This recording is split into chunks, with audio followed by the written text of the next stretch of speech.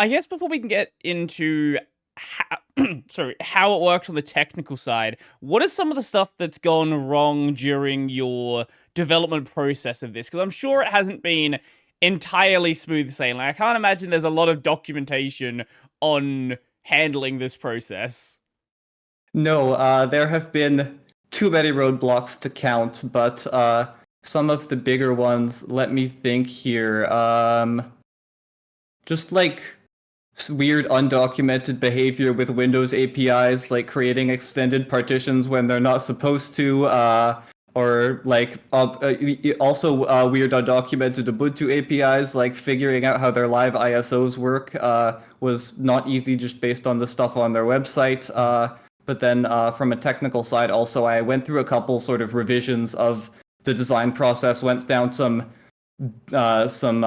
dead ends with like running this in VMs or LVM groups, or like how am I going to get the file system set up? And so I definitely wasted a lot of time trying approaches that I thought might work, but didn't. And then also learning Rust was probably the last biggest one, because I didn't know Rust when I started programming something in Rust. So now I do.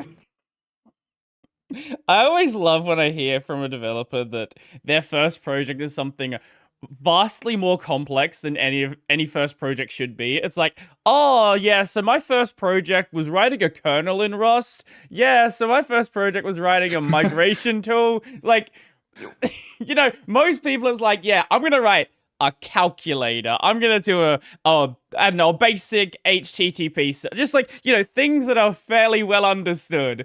And you're like, nah, that's boring. Yeah, we're a strange breed, I guess, but it worked out in the end. And so, I mean, I had done lots of programming before, so it's not like this was my first ever foray into the world of computers, but it still definitely was a learning curve.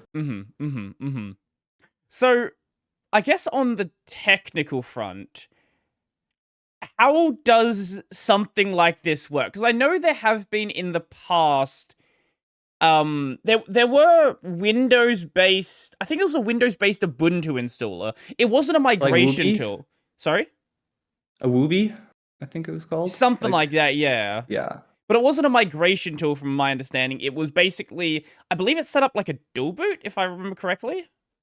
Yeah, so basically the way that worked, as I understand it, is that it would allocate like a disk image file on Windows and then boot into that somehow chain loaded from the Windows bootloader, and then run Ubuntu off of that. And so like it was native Linux, but it was like mapped to Windows file system in a weird way, and had some issues that are not present in a normal system. And so they eventually deprecated that in favor of just install it yourself. So it was never really a proper installation. It was always tied to the Windows file system in a weird way. Exactly, yeah. So if you had, I've never used this tool. If you'd gotten rid of the Windows install on that system, would that have then also broken the Ubuntu install? It would have, to my understanding, yes. I've also never used it, but I did read up on that when I was trying to figure out how I was going to do things on my end. So, So there is some prior literature on doing weird installing Linux from the Windows side, just not... Okay, is there any prior attempts at doing what Operese is doing, or is this specific route something relatively new? I think doing it this comprehensively is new, but parts of the process have been done before. Like one project, Farron OS, they have a tool where like you, in their live USB, copy some data automatically over from Windows and then copy it back once you've actually installed the system, but still you have to manually go in and do some of those things yourself. Whereas what Operese does, it does it all like itself automatically. And so I think on this scale, it's new, but I'm definitely standing on the shoulders of giants and working based on some things that have already been done. Okay, so on the technical side then, how does any of this work? And I'm sure there's a lot of different areas to approach this from. I'm sure there's some Windows stuff that happens. There's some there's some Linux stuff that happens. There's some stuff that somehow bridges the two together. But I have no idea even where to begin with something like this. So I guess from the start of the process, and we'll work our way to a full installed Linux system. Okay, how much technical knowledge could I assume on the part of your listeners? If there's any if there's any like phrase we need to explain, we'll just pause it there and explain the term and go forth. Okay, sounds good. I mean, it's not like that bad. I think I can make it pretty approachable. But basically, what happens when you start is that it's just running in Windows, and sort of the key constraint here is that Windows starts at the beginning of the disk, the partition there, and you cannot shrink to the left. But we would like to get Linux at the start of the disk. You can only shift NTFS, ext4, all major file systems. You can grow or shrink them to the right, but never to the left. And the left is where we would like to put the new Linux partition. So how are we going to get around that? And I do it kind of via an indirect way. So start by shrinking the Windows partition to the right, and then at the very end of the disk, just copying over a full Ubuntu Live ISO disk image to a new partition there, and then installing grub. And then once that's done, I restart into the Linux partition that's at the end of the disk.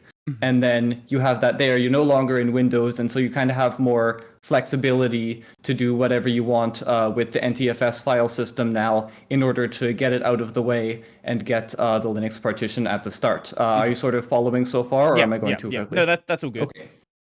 Perfect, yeah. And so then the challenge is really, how do I get the Windows partition and all its data to move to the right? And one option is just to like shift it over byte for byte using something like sfdisk. That's what KDE Partition Manager does under the hood. But on real disks, it's like non-incremental and fairly like unresilient against any disk errors. And so that's what I was doing. Would it be a slow process as well, or is it? Yes, exactly. Because basically you're just like, take the last byte and then move it over, and then take the next last byte and then move it over again, and just keep doing that until you've moved like every byte of the partition over without even being aware of the file system or anything like that. And so it's not the best way to do things by any means. It is what I was doing in my first demo video, incidentally, but I've gotten a way better approach since then, which I had been meaning to do for a while. You also said it wasn't very resilient. So if there was some like a power outage, would everything just basically be bricked? Because you'd have bytes out of order, or bytes not aligned correctly. They're all just kind of like strewn across the hard drive in the process of moving, and the file system is totally corrupted. There's no log of what's going on, and so people's data is something I take very seriously, and any risk of losing that I do want to minimize. And so what I've done now is written a custom file system to get around that, which is something I mentioned to you at the start. And it's not as like crazy as it sounds, but basically the premise here is that you can't shrink most mainstream file systems to and from the left, but what if you could? And so I created one which starts at basically right before the intermediate Linux partition, I call it, the one I put right at the end of the disk, and then it grows from there towards the start of the disk. And so you kind of have Windows here. I'm very much explaining with my hands here, so I apologize to any audio listeners. You have Windows on the left and this custom file system on the right, which I call KCATs, and then you're shrinking Windows from the right, and then you're growing KCATs to the left towards the start of the disk. And so it's kind of like you're taking the data out of Windows, and as that shrinks, then you're moving this custom file system and growing it into the space that just got freed. Okay, so as you're shrinking the Windows partition, you're basically, I guess, encroaching into that space with your new file system. Exactly, and it just behaves like a stack, basically. So you push files on one on top of the other, and it's just right to left instead of left to right, and so that is like sort of incremental. And so if there were a power outage, like all the files not touched would still be on the NTFS side. All the files that are moved would be on the KCATS side, and KCATS is just stack backwards, which is why I gave it that name. And then yes, yeah, I didn't catch that. Yeah, that makes sense. yeah, so I felt pretty clever when I came up with that one, but That's very much a developer name. I appreciate it. thank you.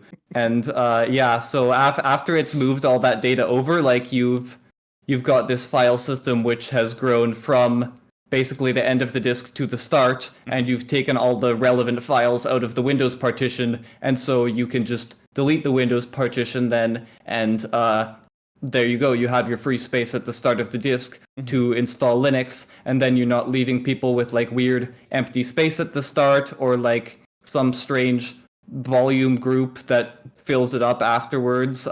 You just have nice clean disk geometry going from the start to the end with one partition.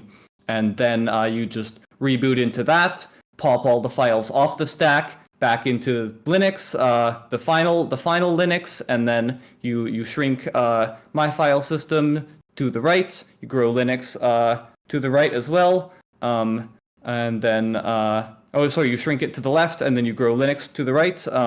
And then you just pop all the files back off one by one until you've got them back. And then it goes through and reinstalls all the programs and creates user accounts based on some like data manifests that got generated on the Windows side that encode like where are the wallpaper paths, what are the user accounts, what files do we care about, and then it just goes through and uses some KDE or occasionally Kubuntu tools to do those changes, and then after that it just restarts and it's deleted the intermediate stage. By this point, it's all like clean as you'd expect it to be, and then it's done. That's the end.